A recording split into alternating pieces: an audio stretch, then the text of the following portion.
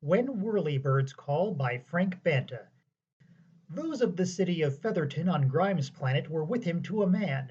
Feathertonians cheered and waved from their windows that morning, not daring to come out for fear of the Whirlybirds, and admiring Five-Gun Charles de Crabbe all the more for riding down the main stem of the town with the bubble of his convertible space coupe slid back, ignoring the menace from the skies.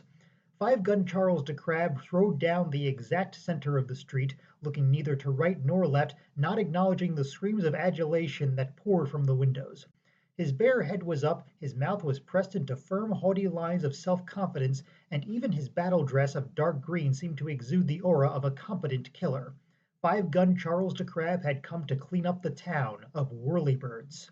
He stopped his space convertible in front of the white stone building titled City Hall on its facade.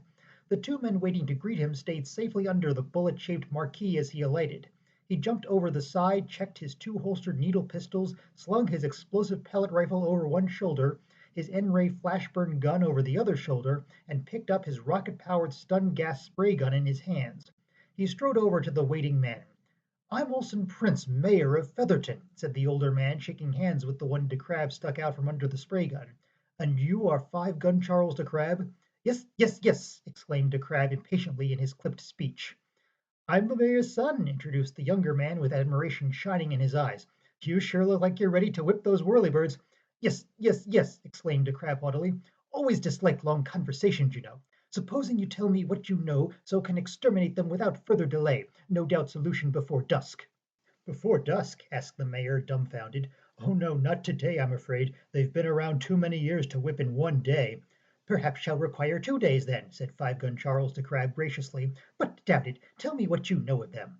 "Very well," assented the older man. "Perhaps the best place to begin is with their name. When we first occupied this planet a bare 20 years ago, we called them wolf-hawk whirlybirds and tiger-hawk whirlybirds because they preyed on vicious animals. The whirlybirds were our best friends in those days. The only trouble is that they ran out of tigers and wolves to eat." "Presume they are now called people-hawk whirlybirds?" de Crabbe frowningly asked in his clipped speech. "Exactly," answered the older man, "although that isn't their full name, from the way they attack." "Most important," interrupted Five-Gun. "Give to me in detail."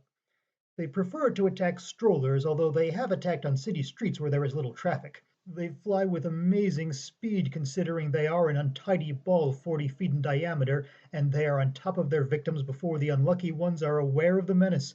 Blowing their victims down with a rush of air from their feathers, they grab them up by the heels, carry them high aloft, and drop them on piles of rock outside the town." "They are downdrift people-hawk whirlybirds, then?" asked de Crabbe. "That's almost it," agreed the mayor. "I have not yet told you of their cries. As they rise in the air with the victim dangling from their talons by his heels, they utter a pleased coo, coo, like a gentle dove. That is why they are called cuckoo downdraft people-hawk whirlybirds." "Approve of adequate names," nodded Five-Gun, unbending a trifle. "First step toward efficiency. Only one thing haven't made clear. Presumably have shotguns and rifles. Why unable drive off these predators yourselves?" The mayor laughed bitterly. "It would be easy to tell you just arrived on this planet, although the birds are not well known in the other cities either. They are all concentrated in this area. Yes, our sportsmen tried to shoot down the whirlybirds. No luck, of course. Imagine the problems you have when one of these 40-foot balls of commotion comes at you. You try to aim, but you can't hold your arms still because of the swirling wind they raise, and then the dust clouds thicken and you're firing wildly and you can't begin to tell which is body and which is feathers anyway." "Very well," accepted Charles de Crabbe mercifully. "You've made attempt. My first step, therefore, the attachment of high explosives to booby-trapped mannequins. Brought these with me." "Great winds of catastrophe, I'm glad you mentioned it before you did it," exclaimed the mayor. "We tried that once. The city was 6 weeks digging out from under the feathers, and it didn't kill the whirlybird." "Aren't you exaggerating difficulties encountered in picking up few feathers?" loftily inquired de Crabbe. "How do you think we got the name of Featherton? Before the deluge we were called West Applebury." "Then why haven't you attempted lure them into booby traps outside town? Could detonate them there without even slight inconvenience of picking up feathers." "Believe me, if there were only a few feathers," insisted Mayor Prince, "few enough for you to pick up by yourself, we wouldn't mind you blowing up a whirlybird." "Wasn't considering picking up any feathers," replied Five-Gun with dignity. "Had supposed a menial or two could be supplied for that." The mayor shook his head. "It would take everybody in town to clean up. And as for blowing one up outside the city, one of our orchardists tried it. He blew it to bits all right, but 80 acres of his apple trees were smothered under the debris. Now anticipate that the extermination of the Whirlybirds will almost certainly take me up to 2 days, conceded Five Gun de Crab calmly. However, it will be all the more interesting to defeat them without recourse large explosives. Gee, what a man, admired the mayor's son. Only 2 days. If you will now lead me to your city park, we'll begin campaign of extermination at once. It's down that way, said the mayor, pointing. Plainly he had no intention of leaving the shelter of the marquee. You can't miss it. As Five Gun Charles de Crab leaped back into his craft and started off, the mayor's son called after him. Aren't you scared, going out exposed like that? De Crab turned. Am armed, young man, he retorted severely. Yeah, but those whirlybirds don't pay any attention to guns. Soon will, De Crab replied, unruffled. Slowly he drove down the center of the empty street, receiving more cheers from heads thrust out of windows. He arrived at the city park and turned in. He unloaded most of his equipment under the roof of the bandstand. A few minutes later, one of the robot mannequins moved slowly around the clearing before the bandstand, its controls set for slow walking to conserve its atomic battery. The predator hunter unlimbered all his guns as he sat under the bandstand roof, waiting. It was an hour before the first whirlybird attacked. His first warning was the rising wind. His gaze moved around the sky until he found the rapidly growing black spot. A few seconds later it became a universe engulfing blackness as it spotted the mannequin and came down for it.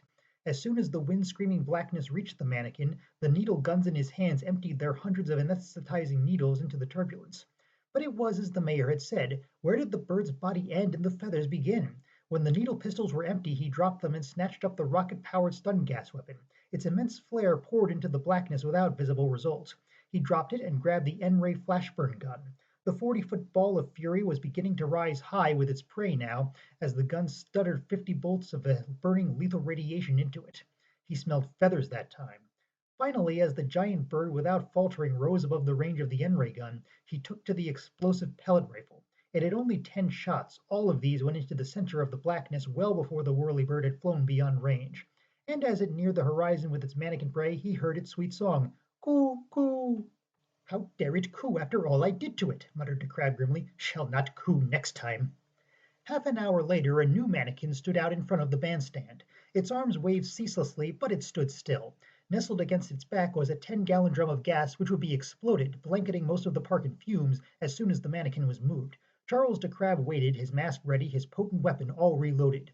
90 minutes later the huge black menace arrived, either the first whirlybird or another 40-foot wind-screaming fury. Slipping his gas mask on, the man waited for the right moment to begin firing. The whirlybird swooped down, the tank exploded in a fog, and the giant wobbled. De Crab emptied all his weapons again. The bird arose, wobbling, its speed greatly impaired, but making its getaway despite all he could do. Damn well didn't coo that time, he said when the monster had reached the horizon. Next time won't fly either. But just then the monstrous bird mocked him in the distance with a loud sweet coo, coo.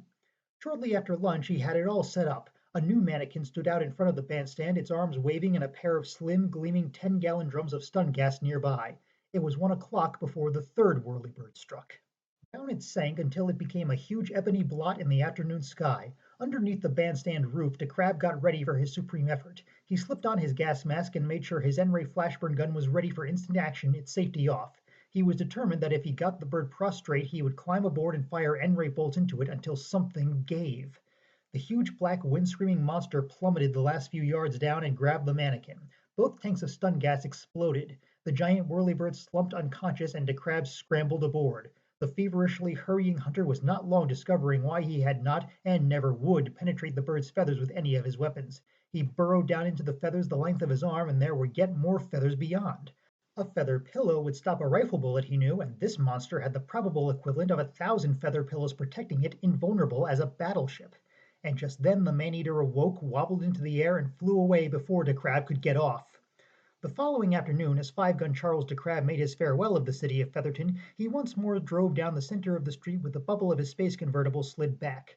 Yet there was a difference this time. The mayor and his son rode beside him on the seat, and all the people were now out of doors, standing along the curb, cheering their deliverer wildly as he passed. I can't tell you how much I personally appreciate what you've done for us, said the mayor humbly. Quite, returned Five-Gun haughtily in his clipped speech, hoping to shut off the man's tendency toward windiness. With awe in his voice, the mayor's son admired. So instead of being scared to death, you were all ready for action when you and the whirlybird landed at their Rocky Mountain lair? Yes. Slid off its back, hid between two boulders, waited for the appropriate moment. After bagging that one, waited for other monsters as they landed one by one, bagged them. "Just like that," said the youngster. "You just get up close enough for those pupil hawks to grab you, and then you bag them. Only possible way is my way," flipped the crab immovably.